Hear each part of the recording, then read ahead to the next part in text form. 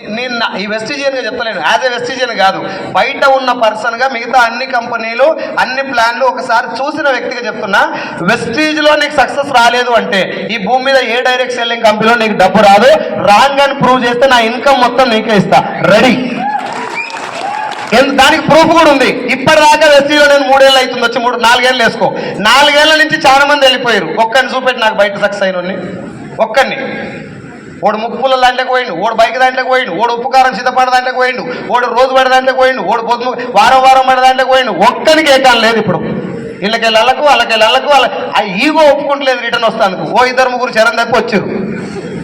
అవి అట్నే అంటారు. మరి పోయేటప్పుడు చెప్తే అయ్యా అమ్మ అని బదిలాడుతుంది, నీకోసం పని చేస్తుంది, నీకు మీటింగ్లు పెడుతుంది, పోయేటప్పుడు లాక్ చూపేసిపోతుంది. వస్తే చరణ్ తప్పినట్టే కాదా?